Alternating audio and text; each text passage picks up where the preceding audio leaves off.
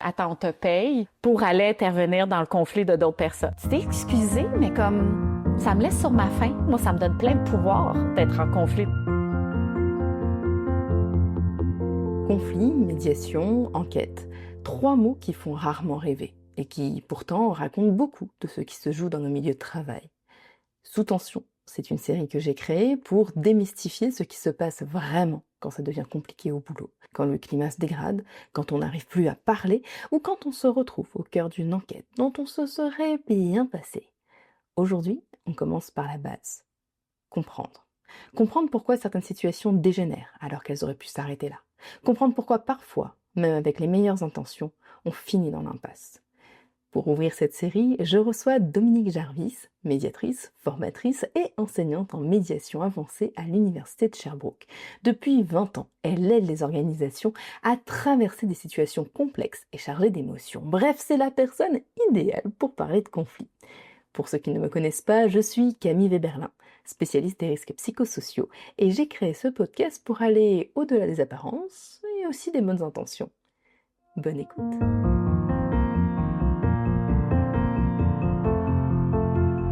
Ce qui est intéressant dans les conflits, c'est que c'est jamais à propos de ce qu'on pense que c'est à propos. C'est pas le courriel mal formulé que j'ai reçu. Oui, c'est l'illustration, mais c'est comment je me suis sentie par rapport à ça. J'ai pas l'impression d'être pris en compte. J'ai pas l'impression que ce qu'on fait est clair. J'ai l'impression que tu dépasses mes limites. Fait qu'il faut toujours aller comme un peu plus profondément pour voir qu'est-ce qui se joue, en fait, derrière la raison officielle qu'on annonce, en fait. Est-ce que justement, quand tu es dans ce genre de conflit, tu as quand même des personnes qui veulent pas parler, qui sont là, et puis tu as une personne, tu sais, tu parlais de collaboration tout à l'heure, qui voulait danser, puis tu as une personne qui veut absolument pas. Ouais.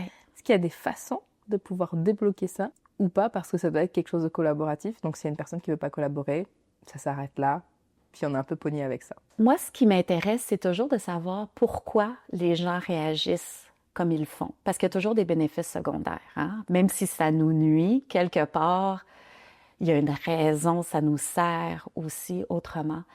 Puis, dans la fuite des conflits, il y a quelque chose que je comprends qui est personnel, que je trouve qui est même culturel. Dans le fait de beaucoup de gens qui vont avoir le réflexe de fuir une situation, de l'éviter, de ne pas parler. Il y a toute la notion aussi que le conflit, c'est forcément mauvais. Puis qu'une bonne relation, c'est une relation sans conflit, qu'il n'y a pas de conflit. Puis ça, c'est peut-être le mythe que j'aimerais le plus qu'on revoie. Parce que un conflit, pour moi, c'est un signal. C'est un signal qu'il y a quelque chose d'important à adresser, à regarder, à approfondir. Tu sais, ça peut être une valeur, ça peut être une limite, ça peut être un besoin, une attente qui a été déçue, etc. Mais les gens, quand ils pensent à conflit, c'est « Ah, c'est quelque chose de mauvais, ça me fait vivre des émotions, ça brasse des choses, ça me fait vivre des émotions que je veux pas vivre, je sais pas comment l'adresser, les mots utilisés, je veux pas faire de peine, ça je l'entends aussi. Je veux juste que ça s'en aille, je veux juste acheter la paix ou je veux juste rester dans le silence en ayant l'impression que ça va être moins inconfortable. Ça reste inconfortable, le non-dit, mais c'est peut-être moins inconfortable que de commencer à avoir des conversations qu'on veut pas avoir, qui vont toucher notre sens de l'identité, qui vont brasser toutes les émotions qu'on veut pas avoir. Et donc, tu sais, on est plus dans le déni, on est plus... Puis je le vois même quand, tu sais, un petit exemple, je suis dans une file d'attente. Je suis une petite bébête sociale, jase, tu sais, je sais pas, moi, on est à l'aéroport, c'est long, je commence à jaser avec la dame devant moi, puis à un moment donné, elle me demande, vous faites quoi dans la vie, tu sais? Puis là, je vais dire, ah, moi, je suis une médiatrice dans les conflits de travail, tu sais. Puis là, d'habitude, il y a comme 2 réactions. Il y a celle, ah, silence, arc des conflits. Ah ouais! Moi, j'évite ça. Puis souvent, c'est dit avec un ton, tu sais, de fierté, là. J'évite ça. Puis là, il y a comme un, tu sais, malaise, puis on change de sujet. Puis il y a le contraire, l'autre réaction à l'extrême, l'espèce d'effet tsunami de « Ah ouais, un conflit, justement, j'en vis un en ce moment. » Puis là, il commence à m'en parler. Puis là, je vois toutes les émotions émerger. Plus il raconte, plus il revit. Puis là, on est dans la file d'attente, puis la personne, elle pleure. Puis pourquoi des réactions extrêmes? Parce que ça touche à quelque chose de profondément humain entre nous. Fait que ça brasse les choses. Puis on veut pas toujours aller là, dans traverser ce malaise-là pour aller voir l'opportunité qu'il y a de l'autre côté. Mais toi, là, tu m'emmènes sur un aspect plus culturel. Ouais. Parce que on va parler après de la culture d'entreprise. Je vais d'abord parler de la culture québécoise et de la culture française. Ce qui m'a étonnée quand je suis arrivée au Québec, justement, et ce qui m'étonne encore plus, du coup, c'est de parler de conflit, qui est tout cet aspect il y a beaucoup d'aspects de médiation au Québec, Oui. qui existe peu en France. Alors, c'est présent, mais on l'utilise beaucoup moins qu'on l'utilise au Québec. Oui. Mais au Québec, par contre, ce que j'ai remarqué, c'est qu'on déteste être dans le conflit. En France, c'est très courant d'être dans le conflit, puis on aime ça, challenger, Oui. s'opposer, comme confronter nos idées. Oui. Et alors, il faudrait qu'on aille aussi d'ailleurs sur c'est quoi la différence entre un désaccord et un conflit, parce que dans ce que je dis là, des fois, c'est plus du désaccord que du conflit. Mais on va y revenir après. Puis quand je suis venue au Québec, j'ai vu qu'on était plus dans quelque chose où on voulait le statu quo, qu'on voulait vraiment pas brasser. On veut l'harmonie. Exactement, on veut l'harmonie. Oui.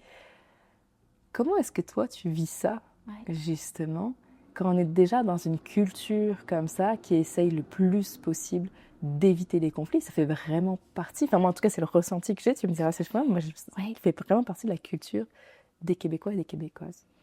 Il y a quelque chose de culturel, puis même, je dirais, il y a quelque chose au niveau de l'éducation. C'est pas rare que tu vas voir un couple se crier par la tête, puis là, quand l'enfant va les voir en disant « Pourquoi maman, papa, vous vous chicanez? »« Oh non, non, on chicane pas, on discute. » Même le mot « chicane » va rendre les gens mal à l'aise. Moi, des fois, les gens ils disent je sais que vous intervenez dans une situation, mais pouvez-vous dire que vous n'êtes pas médiatrice? Peut-être dire que vous êtes facilitatrice du dialogue ou, tu sais, un autre site, parce que conflit, c'est comme trop gros, là. C'est qu'il y a vraiment quelque chose à ce niveau-là d'un souhait d'harmonie, d'un souhait de bien s'entendre, de pas blesser. Puis, vraiment, on le comprend. En même temps, on manque des opportunités justement d'avoir une culture où on accepte le débat, où on voit le conflit comme un signal qu'on a besoin de clarté, qu'on a besoin de plus de collaboration, plus de respect, tout ça. Et donc, le réflexe devient de fuir. On est habitué à ça. On s'est peut-être fait dire aussi que c'est forcément mauvais. Puis on essaye. Puis derrière ça, les intentions sont louables. On veut éviter que ça éclate. Alors que si je pense à mes amis français, qui sont toujours abasourdis par ce que je fais dans la vie, là, que de un, la plupart ne savaient pas que ça pouvait exister, puis de dire attends, on te paye pour aller intervenir dans le conflit de d'autres personnes. Je suis comme oui. OK, mais genre, pourquoi le gestionnaire ne fait pas juste intervenir ou pourquoi on a le conflit, puis après ça, on va prendre un verre ensemble. Mais oui. Il y a une confusion entre désaccord et conflit. Pour moi, ma boussole à moi, là, où je mets le trait, c'est désaccord, c'est on voit pas les choses de la même façon. Le conflit, c'est on voit pas les choses de la même façon et j'accepte pas comment tu vois les choses. Je veux te convaincre du contraire. Puis il y a un rejet de ta vision. Quand le désaccord tourne au conflit, moi je dis toujours le désaccord tourne au vinaigre. Il y a souvent des ingrédients dans ce vinaigre-là. Tu sais, on est interdépendants. Donc, ce que tu fais m'affecte, moi, ce que je fais t'affecte aussi. Puis, tu sais, l'enjeu, il est important. Puis, il y a des émotions derrière ça, puis peut-être une petite lutte de pouvoir derrière ça aussi. Fait que, tu sais, si je m'entends pas avec ma voisine sur comment j'élève mes enfants, on peut être en désaccord. Si c'est avec mon conjoint, là, ça a un impact direct. Et là, ça vient toucher c'est quoi être un bon parent. Donc, ça devient pas est-ce qu'on retourne faire 30 minutes de route pour aller chercher la doudou parce qu'on l'a oublié, tout ça. C'est est-ce qu'on répond aux besoins de notre enfant, puis ça veut dire quoi? Et là, il y a plein de choses qui se jouent là-dessus.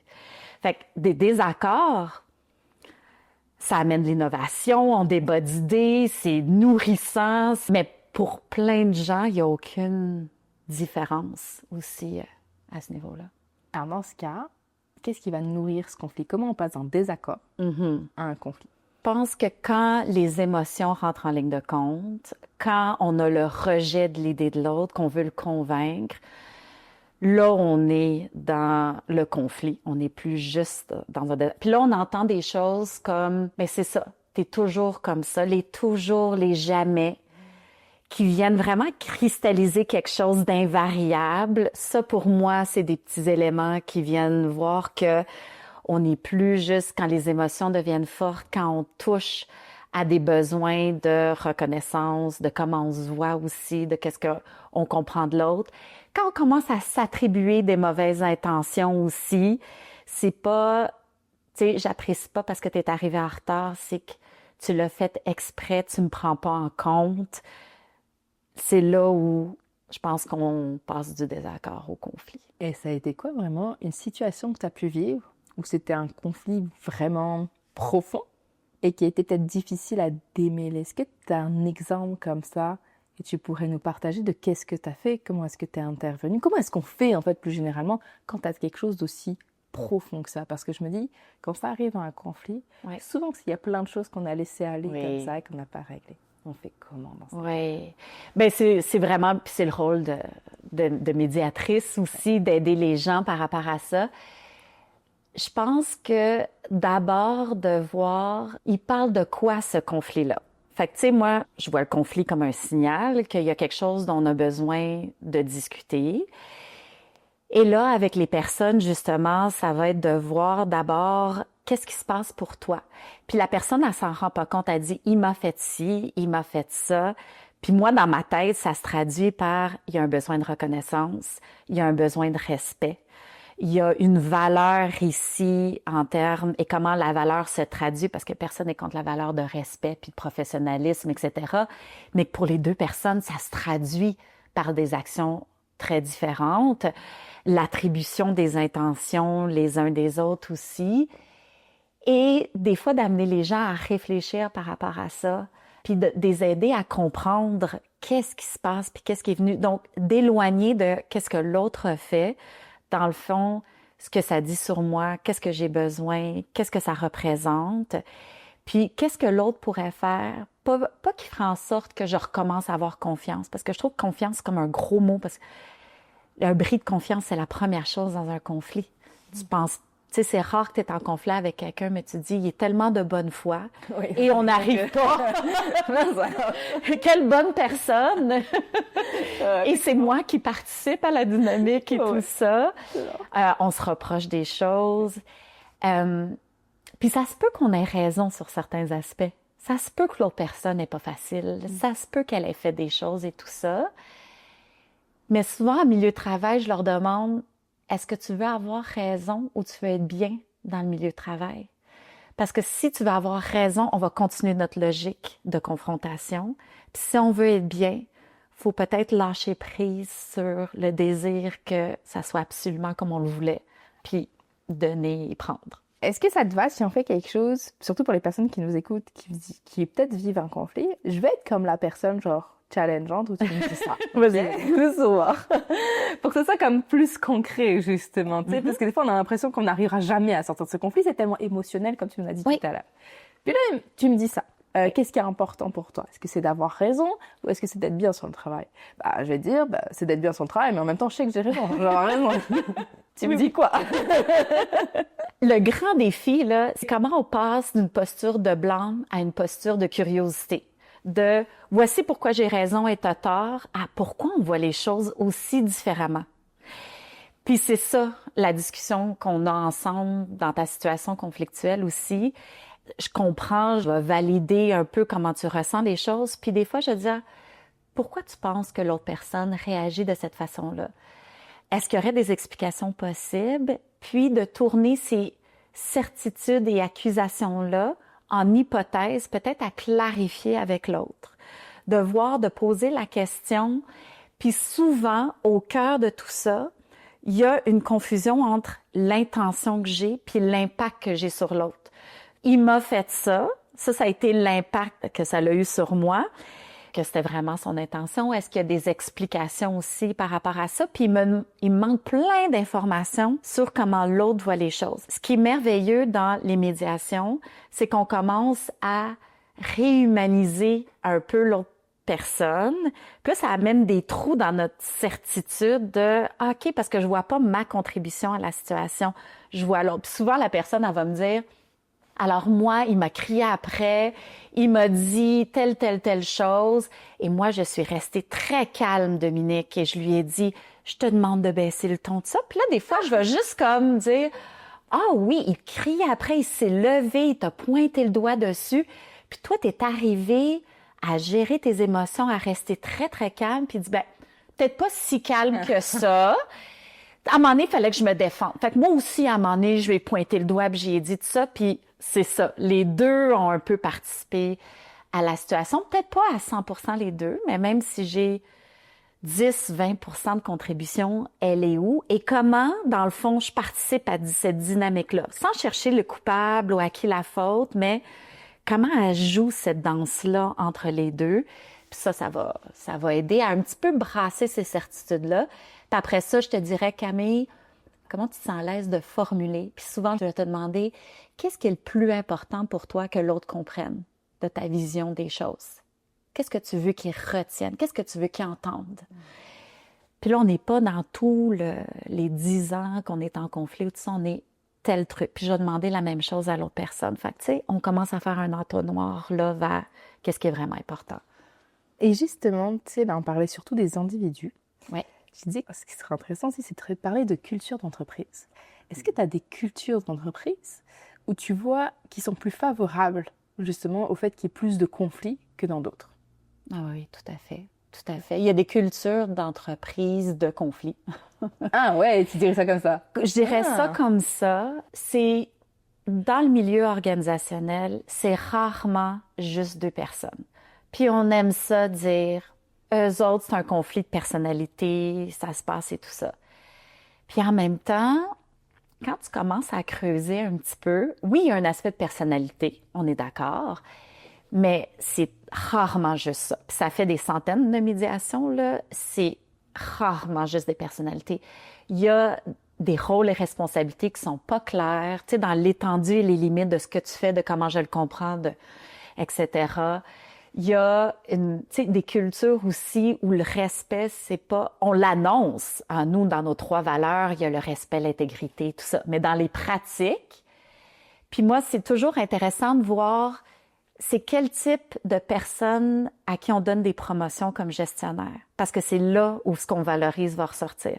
Fait que t'as beau annoncer grand et fort que le respect est important, mais si la promotion va à la personne qui a aucune intelligence émotionnelle, ben c'est parce que dans le fond, tu valorises réellement autre chose aussi à ce moment-là.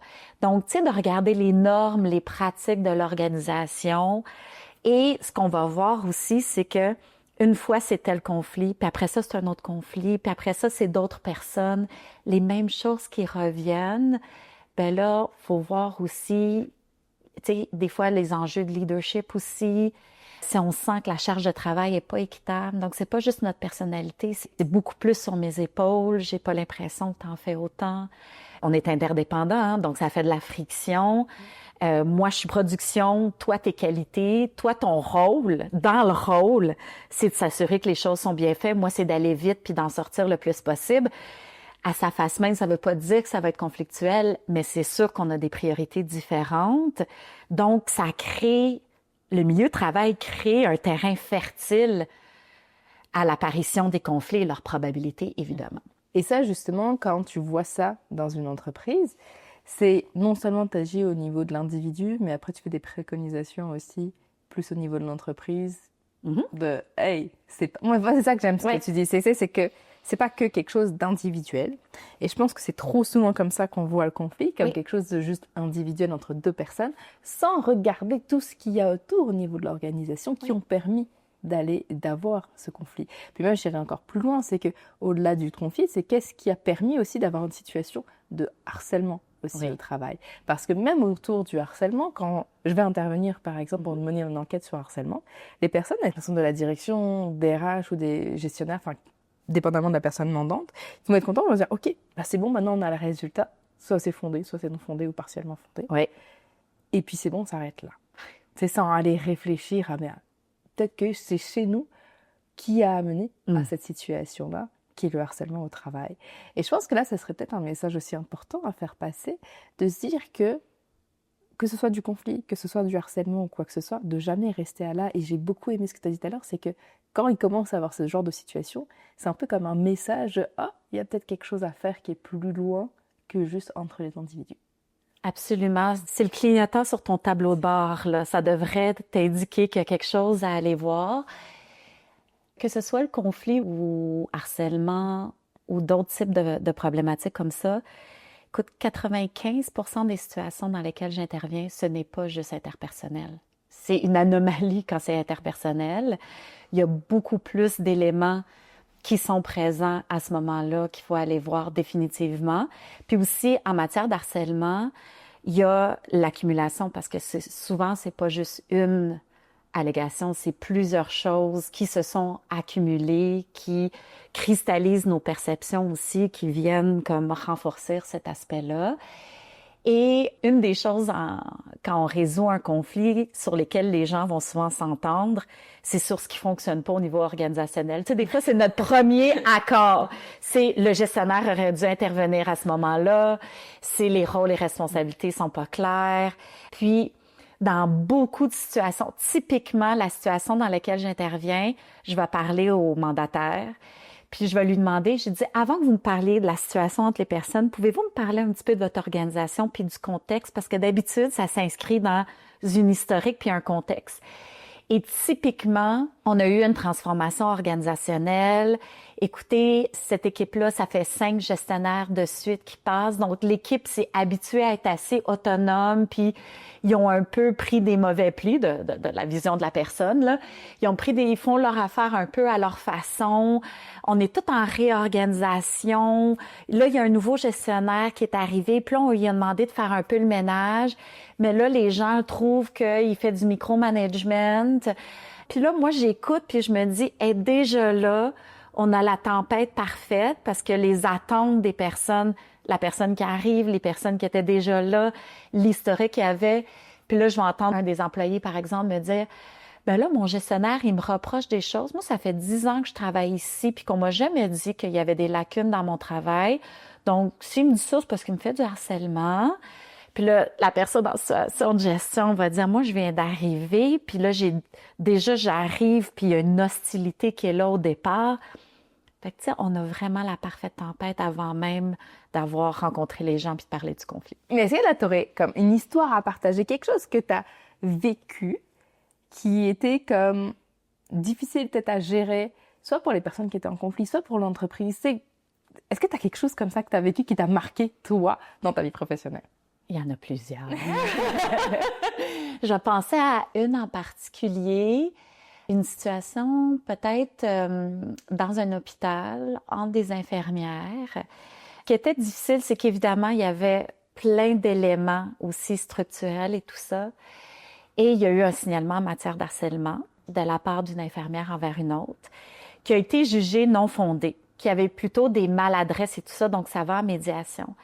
Mais ce qui est vraiment difficile, c'est que rendu là, on est loin dans la perception des gens. Puis pour une des infirmières, c'était vraiment, mais je suis sûre que j'ai pas été capable de le prouver que c'est du harcèlement, mais je veux qu'elle admette que c'en était, je veux qu'elle s'excuse. Puis là, l'autre personne disait, il y a des choses sur lesquelles c'est vrai que j'aurais pu faire différemment, mais là, elle m'a accusée d'harcèlement. Fait que pourquoi moi je m'excuserais quand il n'y a pas juste moi qui est responsable de toute cette situation-là? Fait que les deux sont d'accord qu'ils ont un bout de chemin à faire, puis ils sont convaincus d'avoir raison, mais c'est tellement souffrant de rester dans ce conflit-là qu'ils sont plus capables. C'est l'usure, c'est l'émotion, ça nuit à toute l'équipe. Fait qu'il y a comme oui, j'ai raison, mais c'est plus souffrant de demeurer là-dedans. Et là, je les sentais mûrs parce que, tu sais, on avait proposé la médiation avant, puis ça n'avait pas été accepté. Il fallait qu'ils passent à travers tout ce processus-là pour arriver à un niveau de maturation, d'être prêt à lâcher prise sur des trucs, puis être capable d'en discuter aussi à ce moment-là. Fait que là, on s'est assis ensemble, puis les deux ont été capables de comprendre le point de vue de l'autre, puis de passer d'une logique de blâme à une logique de qu'est-ce que je peux apprendre de cette situation-là, parce que ça a été tellement pénible, on peut reconnaître les souffrances et de part et d'autre, puis dire, OK, comment on passe à autre chose, puis OK, moi, puis finalement, au début, très surposition, très j'ai besoin d'être entendu. OK, mais je vois ton point de vue là-dessus, puis si c'était à refaire, peut-être pas tomber dans les excuses, mais si c'était à refaire, avec ce que je sais quand je regarde maintenant dans le rétroviseur, ben là, j'avoue que quand je t'ai dit, ben si t'es pas content, t'as juste à changer de job, je te dirais pas ça comme ça, je te demanderais un petit peu plus. Qu'est-ce qui fait en sorte que ça fonctionne pas pour toi là-dessus? Puis l'autre a dit, ben c'est vrai que j'ai pas été super claire, puis à chaque fois que tu me faisais des demandes, je me demandais comment j'allais ajouter ça à toutes mes tâches. Mais j'aurais dû le formuler comme ça au lieu de dire, non, ça c'est pas ma job. Tu sais, traduire un peu qu'est-ce qu'il y avait derrière ça. Et là, t'amènes sur un truc que j'aime beaucoup, qui est la notion d'excuse. Tu m'as partagé un article que tu as coécrit, que j'ai adoré. Je vais le mettre justement aussi dans les notes de l'épisode pour que les personnes aussi puissent lire cet article que j'ai trouvé vraiment intéressant. Je ne savais même pas par quoi, parce que je sais que je ne pourrais pas tout lire. Allez lire l'article, allez vraiment lire l'article, je peux vraiment vous conseiller ça. Il était très parlant. Je vais lire une partie de ça. Oui. J'ai des choses qui m'ont marqué, que j'ai beaucoup aimé, où c'est écrit... En effet, que l'on parle d'excuses privées ou publiques entre individus, entreprises, villes ou même nations, il y a des bonnes et de moins bonnes excuses. Ouais. Des excuses qui favorisent la réconciliation, des excuses qui sont neutres ou sans effet, et d'autres qui attisent le conflit. Ça, j'ai trouvé ça intéressant. Genre, des excuses qui attirent le conflit. Ok. Les excuses sont utiles seulement si elles sont présentées correctement. Ça, c'est la première chose que je voulais partager. Il y en a une deuxième chose qui, moi, m'a marquée. C'est qu'en justice, l'excuse peut servir à établir la responsabilité d'une personne. Ce qui fait qu'en fait, on ne s'excuse pas, alors que parfois, quand c'est une situation de justice, on attend juste l'excuse de la personne pour venir atténuer la situation. Mais comme l'excuse est là plus pour une part de « Ah bah j'avoue que j'ai fait quelque chose de mal », ça peut se retourner contre moi. Donc même si j'ai envie de m'excuser, je ne le ferai pas. Et j'avais pas vu toute cette notion d'excuse, à quel point elle avait un poids considérable dans une relation conflictuelle. Ah oui. Donc c'est pour ça que j'invite tout le monde à aller lire cet article, parce qu'en plus de ça, ça va vous expliquer aussi comment faire pour pouvoir donner une bonne excuse. Parce que c'est pas juste « je suis désolée », ça va un peu plus loin que ça. Qu'est-ce qui t'a donné envie d'écrire cet article? Qu'est-ce qui fait ressortir tout ça? Il y a tellement de couches de profondeur à la notion d'excuse. C'est fascinant quand on commence à s'y intéresser. C'est au-delà de juste « je m'excuse ». Il y a toute la notion... Je me suis intéressée parce qu'en médiation, je savais pas comment dénouer la demande d'excuse. Donc souvent, qu'est-ce qui arrivait? C'est que quelqu'un disait « je vais aller en médiation si la personne s'excuse avant ». Puis l'autre disait « en tout cas, qu'importe ce qui arrive, je m'excuse pas ». Puis là, je me disais, qu'est-ce que je fais avec ça? Parce que ça devenait un blocage dès le départ et des fois un blocage dans la médiation aussi. Puis d'autres fois, les avocats d'une personne disaient, tu peux pas t'excuser parce que là, il y a de l'admission de faute, d'une erreur ou de quelque chose comme ça. Puis la personne a dit, mais je suis vraiment désolée pour ce qui s'est passé. Puis l'autre, tout ce qu'elle veut, c'était pas une admission de faute, c'était une reconnaissance de la souffrance. Fait que c'est pour ça que je me suis intéressée par rapport à ça. Puis tu sais, dans les excuses, ce qui est intéressant, c'est de voir, quand c'est simple, on peut juste dire « Ah, je m'excuse », puis on passe à autre chose, pas de problème. Mais quand il y a beaucoup d'éléments à la notion d'excuse, faut voir un petit peu plus qu'est-ce qu'il y a. Il y a l'admission de faute, c'est une des aspects. Il y a de prendre responsabilité par rapport à ces excuses-là. Mais des fois, la personne, elle veut pas l'admission de faute, elle veut que tu reconnaisses sa souffrance, puis ça va restaurer sa dignité, ça va rétablir la relation. Fait que c'est plus l'empathie qu'on va chercher que l'admission d'une faute au sens juridique, etc., par rapport à ça. Puis, ce que j'aimerais que les gens retiennent par rapport aux excuses, c'est que l'excuse, elle est centrée sur l'autre personne. Si on a eu un conflit, par exemple, on est dans une rencontre importante, on a travaillé un projet ensemble, puis là, je sens, Camille, que tu t'as pris tout le crédit de ce qui se passait, tu m'as pas donné de place de parole, puis ça, puis c'était une rencontre super stratégique, puis je viens te voir, puis je te dis « Hey Camille, tu sais, je suis blessée, puis je suis déçue, j'aurais aimé avoir de la place dans la rencontre aussi pour m'exprimer. » Si tu es centré sur ton intention, sur l'admission, tu vas me dire, ben Dominique, hey, maintenant que tu me dis ça, je reconnais que j'ai pris trop de place, mais c'était pas mon intention, prends-le pas personnel. Tu sais, je m'excuse. Tu t'es excusé, mais comme ça me laisse sur ma faim. Si tu t'es senti tous les si, là, prends-le pas personnel si tu t'es senti blessé. Tu sais, fait que ça donne la perception aussi que de un, c'est ta perception. On pourrait argumenter si en effet tu as été blessé ou pas, puis si c'est légitime. Fait que ça me laisse dans le sentiment de Alors que si tu me dis, eh bien, maintenant que tu dis ça, en effet, tu sais, je reconnais que j'ai pris peut-être un petit peu trop de place. C'était pas mon intention, mais là, j'entends l'impact que j'ai eu sur toi, puis c'était pas l'impact que je voulais avoir, puis peut-être l'impact par rapport à la rencontre et tout ça.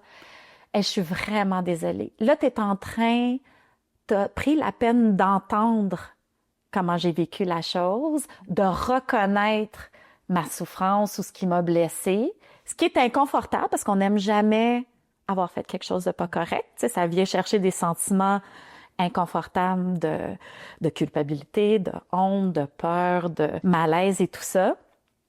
Mais là, les mêmes mots au départ, puis c'était peut-être pas ton intention, mais ça enlève rien à l'impact que j'ai eu. Puis c'est là que ce qui arrive souvent, c'est que les gens restent sur l'impact, restent sur l'intention, alors que dans le fond, l'autre, ce qu'il veut, c'est reconnaître comment moi, j'ai pu vivre cette situation-là. Et on se met pas à argumenter, est-ce que tu as pris trop de place ou pas pris trop de place, puis est-ce que c'était vraiment ton idée ou mon idée, puis qui est pas nécessairement pertinent à ce moment-là. L'autre chose justement là sur ce que tu dis, et qui est aussi, il y a une partie justement là-dessus qui est dans l'article, c'est que ça inverse aussi le poids qu'on est en train de mettre, parce que la personne qui, je sais pas si je peux dire qui est victime, en tout cas qui se sent victime de ça. Lésée, mettons. Ouais, lésée, ouais, mieux, qui se sent lésée, reprend comme de la puissance, si je peux dire, tu sais, qu'elle reste pas juste dans cette situation-là et que ça inverse la charge justement. Et j'ai trouvé ça vraiment intéressant d'avoir ça. Parce qu'on voit pas les excuses sous cet angle-là. On les voit pas, puis c'est malheureux, un peu comme les conflits, où j'aimerais qu'on revoie notre notion de conflit, j'aimerais qu'on revoie la notion d'excuse, parce que souvent l'excuse, c'est perçu comme une faiblesse, et on a l'impression qu'on va perdre notre pouvoir. Mais en fait, on perd pas de pouvoir, on exerce un autre type de pouvoir, qui est le pouvoir de réparer la relation, de rétablir le lien entre nous pour qu'il soit même plus fort. Tu sais, c'est un acte de courage où on a une vulnérabilité partagée. Alors, c'est pas juste dominant-dominé ou lésé, puis personne qui a commis quelque chose de pas correct, mais de dire, on revient en fait ensemble, puis les deux, on est dans une situation de vulnérabilité, d'humanité, où on est en train de dire, le lien entre nous est plus important que mon ego, mes blessures à moi. Est-ce que tu dirais que les conflits sont vraiment inévitables dans des organisations? On doit passer par là. Je pense que des conflits, c'est absolument inévitable parce qu'on est interdépendants. Puis quand on est interdépendants, puis on dépend les uns des autres, en société en général, même pas juste au travail, je pense que là où il y a de l'interdépendance, il y a de la friction. Donc oui, il y a un terrain fertile à ce que les conflits aient lieu. Ça veut pas dire qu'ils sont toujours obligés d'escalader, puis d'exploser, puis de durer sur des années, puis on est dans la fuite, puis dans le non-dit et tout ça. Ça, c'est l'aspect que je pense qu'il n'y est pas. Mais de pas toujours rester sur le désaccord, que des fois, ça tombe dans le conflit, pour moi, ça veut dire qu'on touche à quelque chose d'important, là. On touche à quelque chose qui nous concerne tous les deux, puis assez important pour que ça vienne chercher nos émotions. Oui, sont inévitables. Après ça, de développer le réflexe de pas les éviter pour qu'au contraire, on les prend quand ils sont petits, quand c'est un murmure au lieu d'un cri. Je pense qu'à ce moment-là, c'est parfait. Parce que le conflit, il va murmurer avant que ça devienne plus grand ou que ça dure sur un certain temps puis on a une usure. Et justement, comment est-ce qu'on repère tous ces murmures? Ouais. Ce serait quoi les premiers signes? C'est les petites choses, souvent, qui sont importantes, qu'on balaie du revers de la main, qu'on se dit, c'est pas si important que ça, qui s'accumule. Donc, moi, je trouve qu'on devrait prendre le pouls du climat de travail, de l'atmosphère au travail, par, tu sais, les rumeurs persistantes, le sarcasme, les commentaires qui sont faits sur un ton humoristique, mais ça pique, puis ça brûle plus que ça fait rire, là, tu sais. Les gens qui s'évitent, on le voit là que là, c'est de plus en plus par courriel. Les petits commentaires aussi de « on le sait bien », c'est un gros boss, lui. Tu sais, les petits commentaires, souvent sous une forme de l'humour, mais qui, tu sais, qu'on voit que ça dépeint de la frustration aussi. Puis c'est plus un ingénieur qui a gna gna gna. Fait que tout ce qui est un gna gna gna, c'est un murmure. Fait que les gens, souvent, c'est ça. C'est que si on porte attention à tous ces petits commentaires-là, on voit dans le non-verbal, on est dans une rencontre, puis là, il y a bien du soupir, ou, tu sais, telle personne a peur, puis là, tout le monde regarde ailleurs, ou tout ça, pour moi, ça vaut la peine d'aller voir qu'est-ce qu'il y en est. Pas de dire, c'est quoi le conflit, là. Mais, hey, j'ai observé ou j'ai remarqué que l'atmosphère, elle semble pas aussi idéale, puis comment tu vois les choses, toi? Qu'est-ce qui se passe? Puis, tu sais, d'aller un petit peu s'intéresser à ça, fait d'écouter ces murmures-là, d'aller comprendre un petit peu c'est quoi les besoins qui sont là, qu'est-ce qui se passe. Pour moi, on éviterait à ce que les conflits, ben justement, ça devienne, comme on les voit, d'inconfort, puis d'éclatement, puis qui sont plus difficiles à gérer plus tard. Mais tellement, tellement. Et en même temps que je dis souvent, c'est que ne rien dire, c'est dire quelque chose. C'est-à-dire que tout ce que la Dominique vient de partager sur toutes ces petites choses qu'on peut dire, etc., si on ne réagit pas, c'est comme si qu'en fait qu'on était d'accord avec ce qui est en train de se passer là, et on ajoute un peu du grain au moulin qui va mener à un conflit plus tard. Tout à fait. Puis, tu sais, justement, Solange Cormier disait, on peut pas ne pas communiquer. Fait que de pas dire quelque chose, de pas répondre à un courriel, de éviter. On communique aussi, le soupir, le non-verbal, tout ça communique quelque chose à ce niveau-là. Donc, d'aller être à l'écoute de ça. Oui, complètement. Ce serait quoi le conseil que tu donnerais à quelqu'un pour qui c'est très difficile d'affronter, alors affronter c'est peut-être trop fort comme mot, mais en tout cas d'aller voir avec une personne, juste au départ, avec qui on est en désaccord, parce que juste ça, avant que ça aille au conflit, c'est déjà très difficile d'exprimer son désaccord. Ça se met aussi dans des positions où on est inconfortable. Qu'est-ce que tu pourrais leur donner comme conseil là-dessus? Peut-être la première chose, c'est qu'on réfléchit ensemble à ce qui se passe pour toi dans ce conflit-là. Parce que avant d'être en conflit avec l'autre personne, des fois, on est en conflit avec nous-mêmes. Puis ce que je veux dire par là, c'est je veux résoudre la situation, mais en même temps, je suis attachée à la notion que moi, je suis quelqu'un qui est gentil, qui n'est pas en conflit avec les gens. Tu sais, je veux m'affirmer sur comment il m'a traité, j'ai pas aimé ça, mais je suis quelqu'un qui valorise l'harmonie, puis je veux pas déranger, puis je veux pas en faire une grosse affaire, puis j'aimerais donc ça que ça soit pas si important que ça, fait que je vais me faire à croire que je vais passer à autre chose, mais dès qu'elle fait quelque chose d'autre, ça vient rajouter tout ça, fait que on est un peu en conflit avec nous-mêmes, avec le conflit lui-même, avant même qu'on le soit avec l'autre personne. Fait que tu sais, de réfléchir ensemble à qu'est-ce que ça dit sur moi, ce conflit-là? Qu'est-ce que ça dit sur mes besoins, mes valeurs, mes intérêts, mes émotions, tout ça? Puis une fois qu'on a cette clarté-là, après ça, je vais voir qu'est-ce que tu veux faire par rapport à l'autre personne. Est-ce que tu veux aller, proposer d'en parler pour qu'on essaye de trouver des solutions? Est-ce que c'est une situation où tu es allé au bout de tes ressources parce que tu essaies de collaborer, l'autre veut rien savoir? Et donc, je dis aux gens aussi, ben, est-ce que c'est ta bataille à avoir ou ça se passe à un autre niveau? Parce que c'est peut-être pas à toi de gérer cette situation-là. Peut-être que c'est à ton gestionnaire de clarifier des affaires ou peut-être, dépendamment, si on parle au niveau du travail, mais de voir aussi, OK, oui, aller parler à l'autre personne, on n'a pas toujours le goût. Comment on va le faire si on décide que ça, c'est la voie? Donc, clarté nous-mêmes sur ce qui se passe, comment je contribue à cette situation-là, qu'est-ce qui se passe pour moi, qu'est-ce que j'ai déjà essayé de faire, puis qu'est-ce que je pourrais faire de différent pour changer la danse aussi qu'on a ensemble. Puis après ça, on peut regarder plutôt peut-être le comment. Et comment justement on peut faire ça? Il n'y a rien qui va faire partir ça. Il faut traverser ce malaise-là. Puis peut-être je peux t'aider à le traverser, mais il faut le traverser. Tu peux pas le fuir, tu peux pas l'éviter, tu peux pas... À moins que ça se sente, tu sais, que ça se dégonfle par lui-même. Mais ça, c'est assez rare parce que d'habitude, ce que je fais, puis tu sais, c'est ça souvent en coaching, c'est que je vais dire, OK, la discussion est difficile, t'es pas sûr si c'est ça que tu veux faire avec l'autre personne. C'est quoi les autres choix? Tu peux rien faire. Alors, ça va être quoi les conséquences de rien faire? Parce que là, tu es au prix quand même avec ce conflit-là tout seul. Tu le portes. Puis tu sais, quand on dit, je veux que l'autre respecte mes limites, puis je veux être respecté par l'autre, OK, mais là, de rien dire, est-ce que tu respectes tes propres besoins, valeurs et tout ça?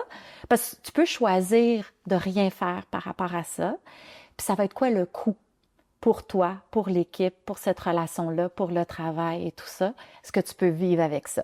Puis des fois, ce que les gens me disent, c'est, ben je sais pas, je suis pas prêt à avoir la discussion avec l'autre personne. Je pense pas que ça va marcher. Ça m'arrive tout le temps. Ils vont me dire ça. Ça, c'est une autre chose on va parler. Mais d'abord de voir, OK, parfait, tu l'abordes pas ce conflit-là, à quel coût? Dans la durée, est-ce qu'il y a une pérennité possible? Parce qu'oublie pas que tu vas accumuler à chaque fois qu'il va faire tel truc, c'est une couche de plus qui va s'ajouter, qui accumule. On repart pas le compteur à zéro à chaque fois qu'on va au travail. Ça s'ajoute, puis il y a une usure par rapport à ça. Tu me dis, OK, parfait, je l'évite pas, je pourrais aller voir mon gestionnaire. Parfait, tu t'attends à ce que ton gestionnaire fasse quoi? Puis réalistement, ben, ça va être tout croche parce que là, il va me dire, va y en parler. OK, on revient où est-ce qu'on est maintenant aussi par rapport à ça. Porter plainte, bon, on n'est pas nécessairement dans une matière à porter plainte, on est plus dans un conflit. Tu sais, donc on regarde un petit peu toutes ces différentes possibilités-là, puis de voir est-ce qu'en effet, à ce moment-ci, c'est la façon de faire. Parce que ça se peut aussi, des fois, les gens ils me disent, ben la première fois, je me suis dit, ah, peut-être qu'il me parle comme ça, puis c'est vraiment bête, mais il y a eu une mauvaise journée, puis je le laisse passer. Mais tu devrais pas avoir une mauvaise journée tous les jours. Puis là, même si la personne a vécu un divorce, ça va pas au travail, elle a plein de pression, je vais dire aussi, parfait, mais l'impact sur toi est pas différent. Même si tu comprends ce que l'autre est en train de vivre, ça veut pas dire que tu es obligé de recevoir tout ça aussi par rapport à ça. Puis après ça, là, on est en train de parler de deux personnes raisonnables, de bonne foi. On n'exclut pas qu'il peut y avoir aussi des personnes en milieu de travail. D'habitude, résoudre un conflit, ça vient, on répond à nos besoins et ça vient résoudre le conflit. Pour certaines personnes plus quérulantes, plus dans la confrontation, le conflit répond aux besoins. Le besoin, c'est d'être en conflit parce que je me sens investie, de défendre des principes et des valeurs puis tout ça. Je veux pas qu'on le résout. Moi, ça me donne plein de pouvoir d'être en conflit. Mais tu fais comment dans ce genre de situation? L'autre, il est comme, on danse le tango, on danse le tango. Puis toi, t'es vraiment genre, moi, je veux m'asseoir, boire un verre d'eau, je suis tannée de cette danse-là, puis t'arrêtes pas de me marcher ses pieds. Je suis tannée aussi à ce moment-là. Fait que, tu sais, il y a vraiment cet aspect-là, puis il y a certaines personnes qui sont en conflit tout le temps avec tout le monde, ils changent d'équipe, sont en conflit, tout ça.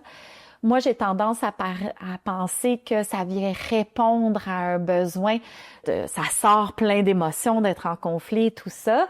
Puis si tu te retrouves en conflit avec quelqu'un dont le conflit vient animer des choses, moi, ce que je te dirais, tu sais, c'est de regarder, OK, Camille, t'as pas contrôle sur toute la situation, sur quoi tu as du pouvoir ou de l'influence.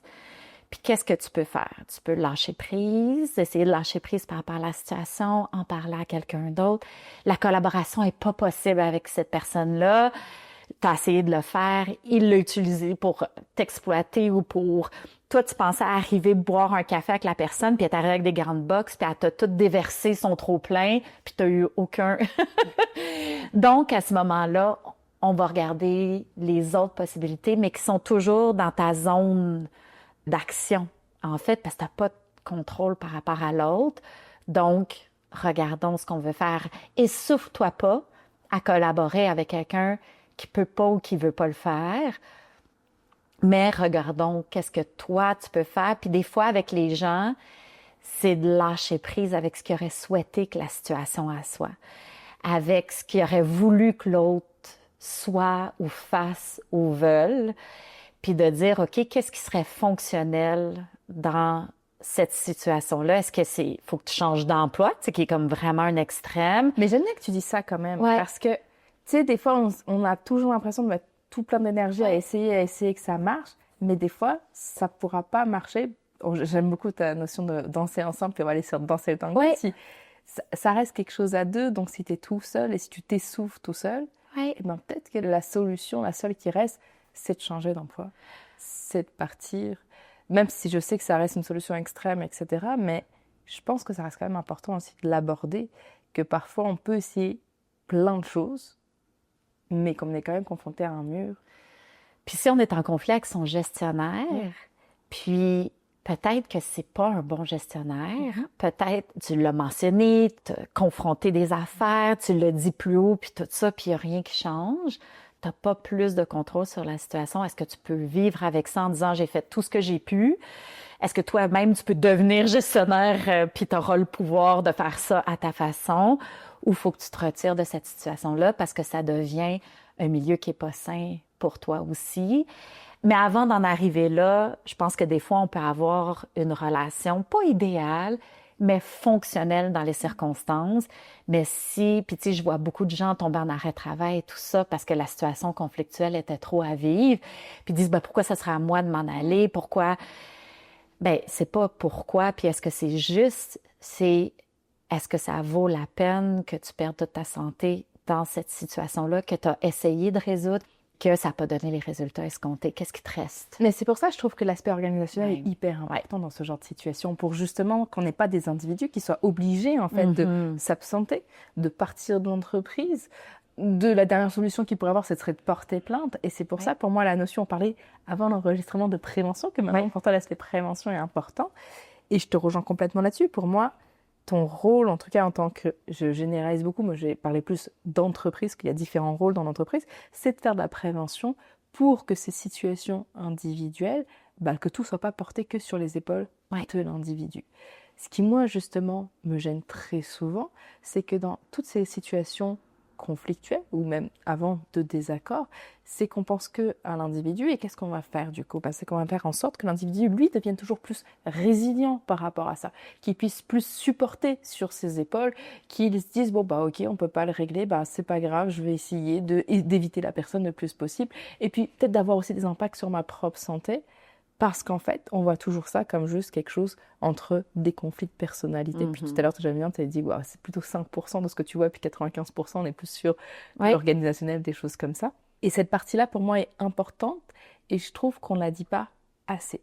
Et je trouve aussi que c'est très facile de voir l'aspect individuel plutôt qu'aller travailler sur tout l'aspect organisationnel. Autre chose aussi que je voulais, parce qu'on arrive déjà à la fin, mais ça passe super vite. Ça passe super vite. Qu'est-ce qui continue à te fasciner dans la manière dont les conflits émergent au travail? Qu'est-ce qui te fascine là-dedans? C'est tellement fascinant parce que souvent les gens sont vraiment « Pourquoi tu voudrais travailler en conflit? » Puis pour moi, je le cadre même pas comme ça. Pour moi, c'est travailler avec ce qui est important aux gens, puis toucher à leur humanité, à leur vulnérabilité, à des valeurs, des besoins importants, à tout ce qui est pour des opportunités de croissance, en fait. C'est vraiment comme ça dans ma tête. Le conflit, c'est le signal, c'est ce qui se passe. Puis tu sais, même la charge des émotions fortes, moi, je suis pas mal à l'aise quand les gens pleurent et tout ça, parce que je me dis, ça, c'est ton corps qui est en train de libérer le stress, puis trop de cortisol, puis tout ça. Fait que tout ça, pour moi, c'est sain. Oui, il faut que ça soit fait correctement. Mais ce qui est fascinant, c'est que ce que les gens pensent du conflit, c'est rarement ce dont il s'agit vraiment. Fait que, tu sais, c'est comme un iceberg, là, puis on voit juste la partie visible qui est l'objet du conflit, pourquoi on chicane, le désaccord, etc. Puis après ça, quand tu vas mais qu'est-ce qui est important pour toi là-dedans, puis comment tu vois la situation et tout ça, là, on touche vraiment, puis là, les gens arrêtent de parler de l'autre pour dire vraiment qu'est-ce qui est important pour eux. Fait qu'il faut vraiment traverser ce bout-là de tempête puis de turbulence. Moi, souvent, je parle de, tu sais, le médiateur est un peu le fort, puis là, les gens, eux, sont dans la turbulence. C'est pas agréable. Puis si on aime trop le conflit, c'est d'autres enjeux. Je suis pas en train de dire que les gens devraient aimer. J'aime pas plus ça, j'aime pas vivre ça, mais je trouve que une équipe qui a une bonne relation, c'est pas une équipe qui a pas de conflit, c'est une équipe qui est capable de parler du conflit, puis de traverser ce malaise-là, puis cette turbulence-là, pour aller voir de l'autre côté. Fait que pour moi, de les accompagner dans ce cheminement-là, je trouve ça formidable. Puis quand je parle à des gens après, puis que je vois que ils veulent jamais retourner dans la turbulence, mais de l'autre côté de ça, on a une relation de travail qui est plus vraie, qui est plus authentique, qui est plus solide. Un peu comme un couple, tu sais, un couple, au début, c'est super. Puis là, t'arrives à ton premier conflit, puis c'est comme, oh, il est pas si extraordinaire que ça, finalement. Tu sais, on est dans une euphorie on vient de se rencontrer, puis c'est la personne la plus extraordinaire, puis etc. Puis là, le premier conflit, hey, ça brasse des trucs. Puis on tombe un peu de notre nuage de, ah, OK, ben, c'est pas agréable, mais quand on traverse ça, on arrive ailleurs. Puis quand ça fait plusieurs fois qu'on traverse ces discussions-là difficiles, on apprend à se connaître, on apprend à gérer les situations, on voit ce qui est important l'un pour l'autre, on voit les limites, à quoi il faut faire attention, où est-ce qu'ils sont nos incohérences, puis nos vulnérabilités, puis tout ça. La relation après ça est beaucoup plus forte, elle est pas basée sur une espèce d'idéal, puis une bonne entente, très fragile, d'harmonie, qu'il faut vraiment pas être en désaccord parce qu'on est donc une belle équipe et tout ça, pour quelque chose de plus vrai, plus solide. Puis je pense que c'est un processus qui est très intéressant. Et est-ce que toi, ça reste parfois difficile d'évoquer, alors je vais pas parler de conflit, mais plutôt de désaccord, quand tu es en désaccord avec quelqu'un, est-ce que ça reste quand même difficile et inconfortable pour toi ou plus du tout? Dans ma vie personnelle à moi, complètement. Non, mais c'est pas parce que quand on était des fois, c'est à moi de prendre mon propre conseil. Écoute, c'est clair. Je donne un exemple très concret, OK? Je suis dans une copropriété avec des condos. Donc, c'est pas par rapport au travail, mais je suis dans une copropriété de condos. Et là, dans le règlement, t'es pas supposé d'avoir 2 autos, une à la suite de l'autre, tu sais. Et je me stationne, puis ma mère, elle avait tendance, et mon chum, de stationner la 2e auto derrière. Puis moi, je me suis dit, c'est contre le règlement, mais ça dérange personne. Les autres autos peuvent passer, tout ça. C'est pas une grosse affaire. Puis je suis sur le CA, je m'implique bénévolement, tout ça. Fait que j'en entends pas parler, puis je me dis, ça dérange personne. Puis là, mon chum, il dit, t'as-tu vérifié avec tes voisins que ça dérange pas? Puis je suis comme, je vais leur demander, puis... je le fais pas. Puis à un moment donné, je reçois une plainte du syndicat de copropriété me disant, tu sais, voici le règlement, ça fait plusieurs fois que tu le respectes pas. Puis là, ce que j'avais fait, c'est qu'à un moment donné, j'ai eu de la visite, puis là, il y avait une 3e auto, tu sais. Puis là, j'ai exagéré. Je suis en faute par rapport à ça, j'en conviens. Mais ça vient tellement me chercher parce que moi, je me vois comme quelqu'un de super parlable, je suis médiatrice, je m'entends super bien avec mes voisins, tout ça. Puis ils sont pas venus me parler que ça dérangeait. Genre, c'est passé par la voie formelle, je reçois une lettre, c'est vraiment me chercher dans mes valeurs. Fait que là, je suis en conflit avec moi-même parce que d'une part, c'est vrai que je respecte pas le règlement. Puis de l'autre part, il aurait pu venir m'en parler, puis tout ça. Puis là, fait que là, qu'est-ce que je fais? Est-ce que je vais avoir une belle discussion en collaboration? Mais non. Mon premier réflexe, c'est comme n'importe quel autre être humain, c'est dire franchement. Puis là, je sais pas c'est quel voisin. C'est au point où, quand je vois que mes voisins sortent, je sors pas en même temps.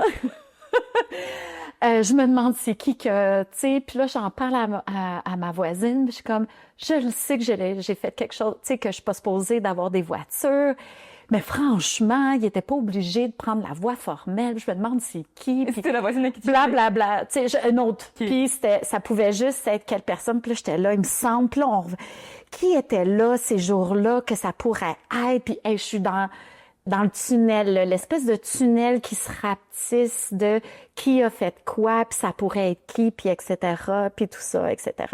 Puis là, à un moment donné, puis là, ça s'accumule là, aussi, tout ça. Ça fait pas des super belles relations de voisinage et tout ça, mais je suis dans l'évitement, puis je suis dans ma tête de réécrire l'histoire. Puis à chaque fois que je réécris l'histoire, Moi, j'ai toujours le rôle de l'héros. On est toujours le héros de notre propre histoire. Oui, j'ai fait quelque chose de pas correct, mais, fait que, tu sais, les circonstances, mais tu sais, je suis une bonne personne, je suis parlable, bon, etc. Et là, ce qui arrive, c'est que, à un moment donné, dans un des voisins de notre petit palier de stationnement, il y a un autre voisin dont je vois 2 autos. Oh, ben là! Moi, je reçois une lettre, puis l'autre stationne 2 autos à la suite de l'autre, puis c'est peut-être cette personne-là qui s'est plaint. Mon réflexe, là, tout mon être, c'est de sortir, aller prendre une photo de la plaque des 2 autos, puis de l'envoyer au syndicat, puis de dire, tu sais, moi aussi, je fais une plainte, tu sais, dans l'escalade et tout ça. Et puis là, je m'arrête, puis je dis, hey, un instant.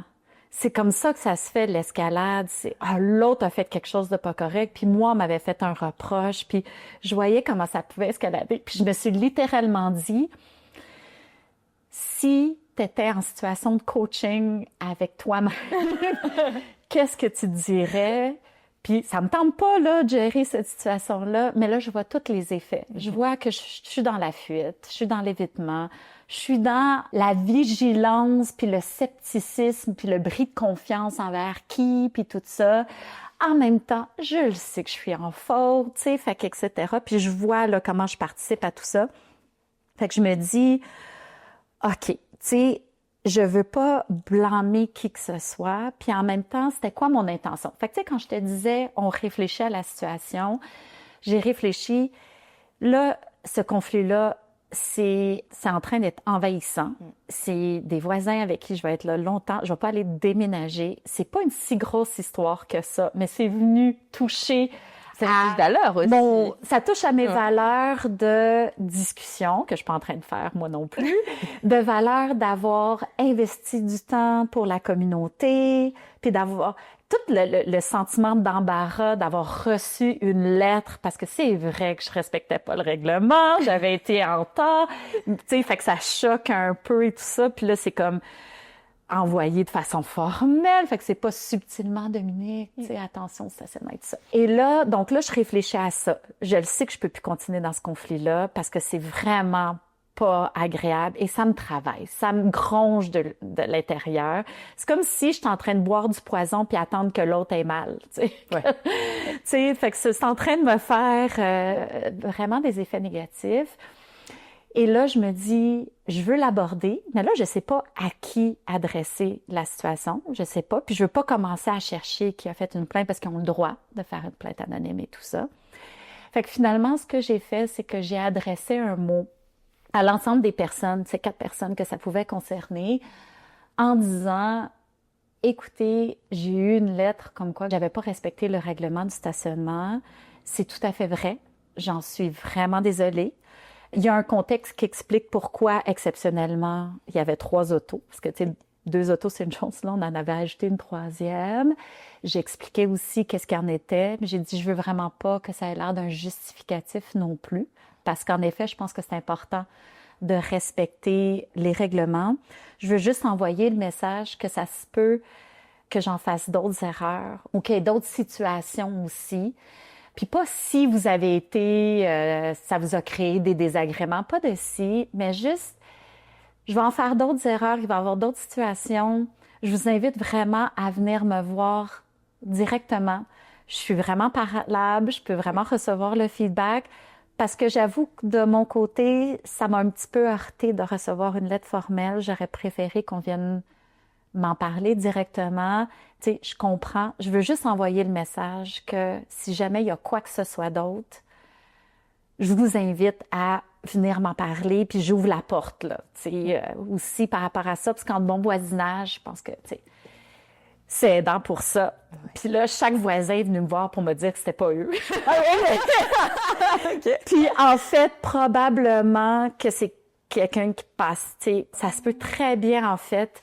Je pense que c'est vrai. Et je pense que c'est quelqu'un qui passait par là, qui a pas trouvé, puis moi, j'étais sûre que c'était une des 4 personnes et tout ça. Mais indépendamment de ça, si moi, ma valeur, c'est qu'on se parle quand il y a quelque chose, puis que les règlements, c'est important, monsieur, avec marge de manœuvre, mais pour l'autre, sa valeur, c'est de respecter les règlements parce que derrière ça, si on respecte l'espace commun, si quelqu'un paye pour 2 stationnements, puis toi, t'en payes pour un, mais tu mets 3 autos, une derrière l'autre, ça se vaut. Ça se vaut derrière ça. Puis ça a été une super belle occasion, dans le fond, de parler avec chacun, puis aussi, puis tu sais, puis il avait dit, ben justement, tu sais, telle affaire, j'avoue, pourrais-tu faire attention à tel truc? OK, parfait. Moi, de la même façon et tout ça. Puis ça a vraiment renforcé les liens après ça. Puis là, il y a une des voisines qui a dit, je le voyais que tu m'évitais, puis que tu me parlais pas. Je voulais pas dire qui, quoi, mais elle dit, c'est vraiment pas moi, mais je le sais que tu pensais que c'était moi, puis je voulais pas briser la confidentialité.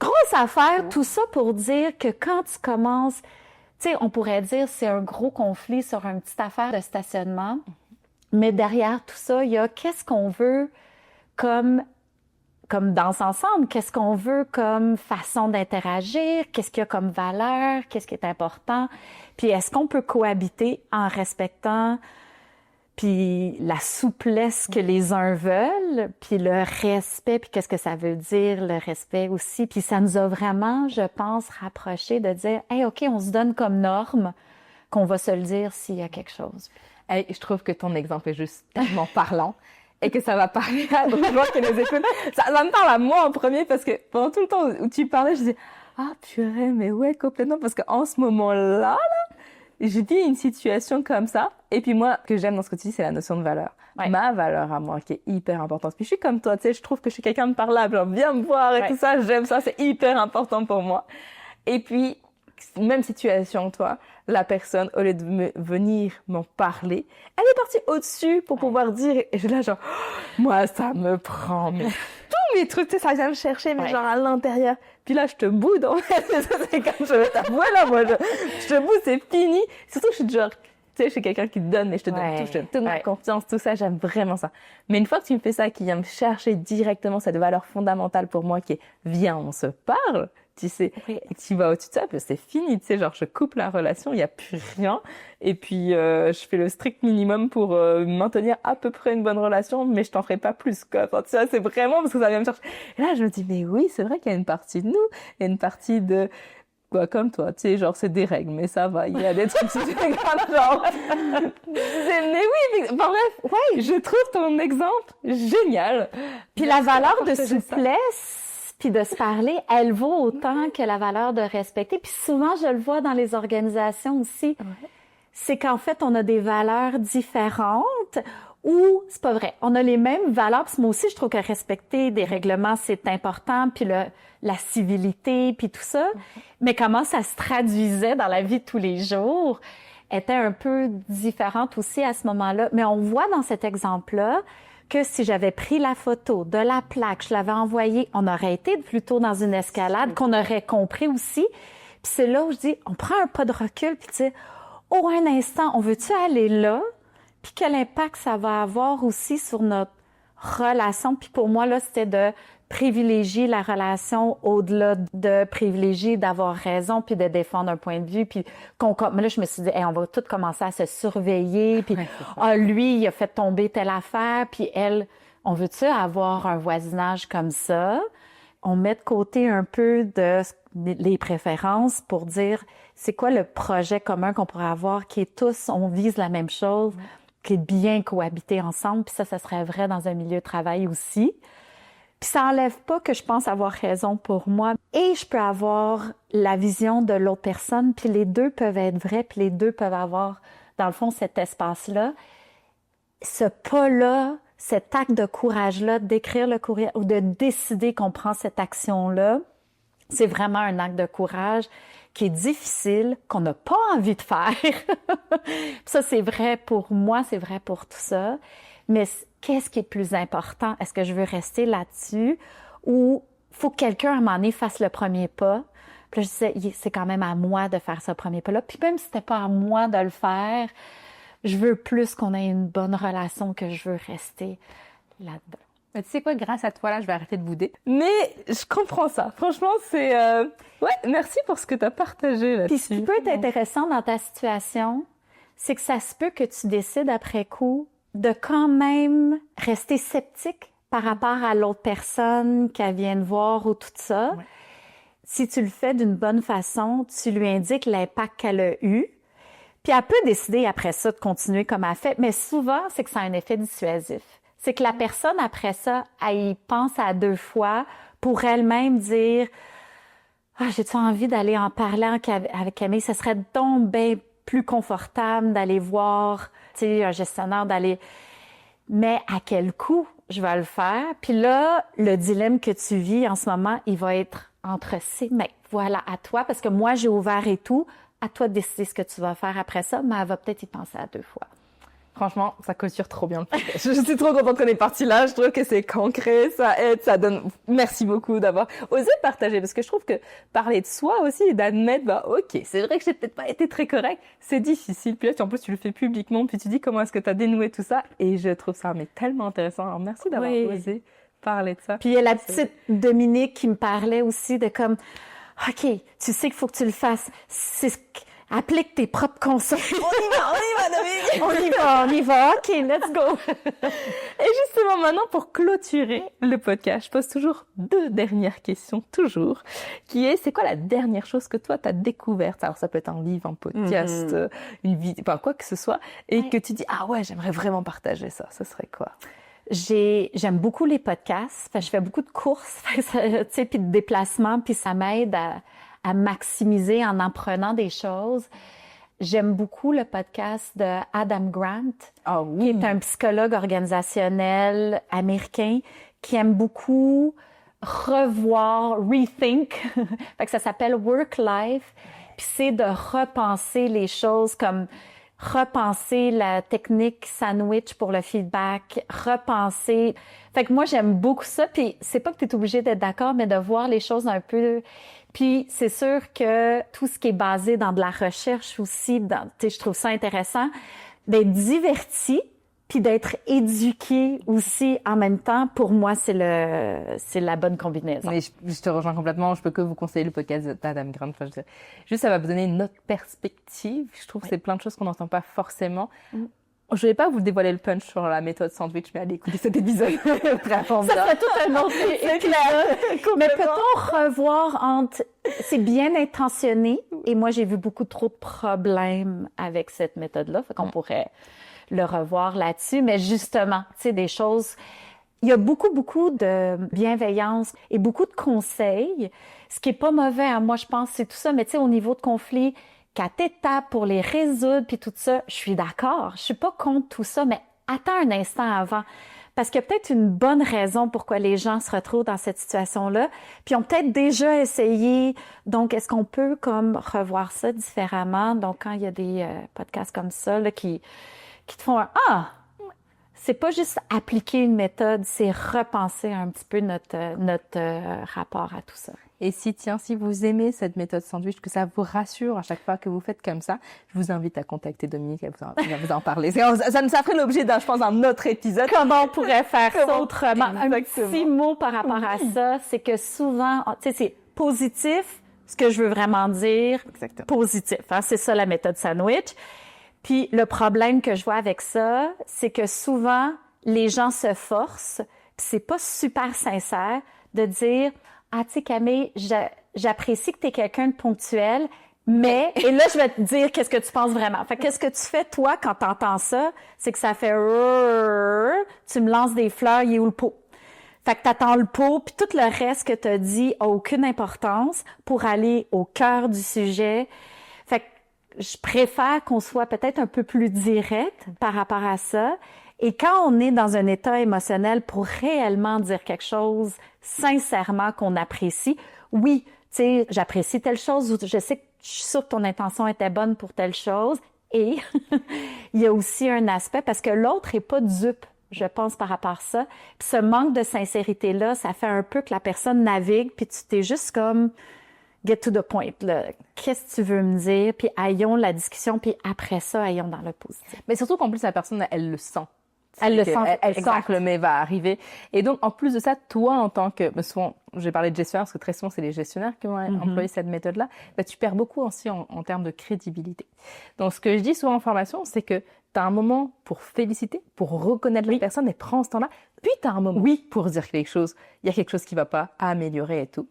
De mon côté, j'ai souvent les gens, quand j'en parle de ça en formation, qui me disent « Oui, mais c'est pas un peu trop direct, c'est peut-être un peu trop méchant. Enfin, je veux dire, et je fais quoi? Je lui dis ce qui va pas et puis point, ça s'arrête là. Enfin, non, la méthode sandwich, moi je l'utilise tout le temps parce que justement, ça me permet à la fin, il y a quelque chose de positif. » Ce que je dis souvent, en fait, c'est que ça aide pas du tout, cette méthode sandwich-là, parce que la personne, elle va quand même ressortir avec un goût d'amertume, genre, et elle va oublier toutes les choses positives de toute façon que vous avez dit, elle va juste se dire, oh bah ok, il me l'a même pas dit directement, il me l'emballe ça, enfin, et on perd la notion de confiance.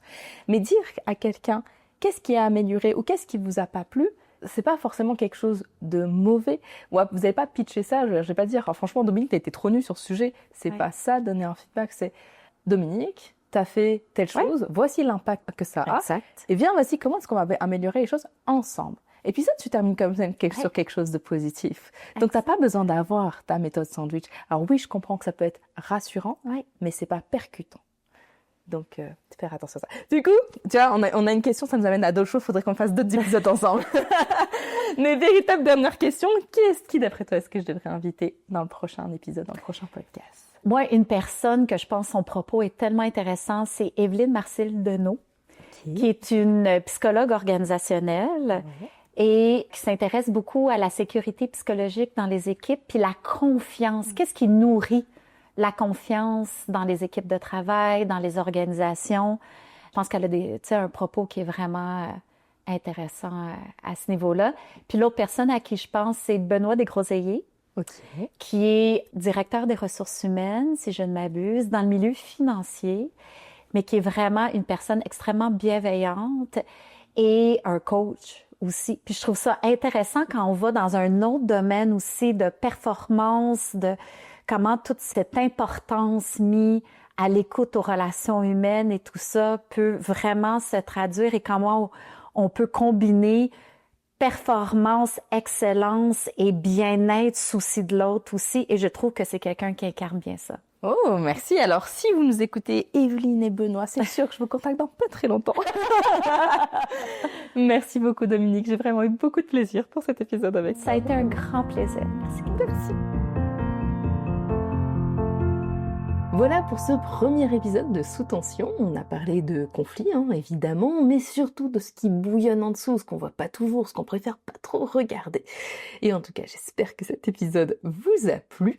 Et si oui, sachez qu'il y a une suite, parce que la suite, on fait quoi? On passe à l'action. Dans le prochain épisode, on plonge dans les coulisses de la médiation avec 2 expertes, 2 approches, 2 cultures aussi.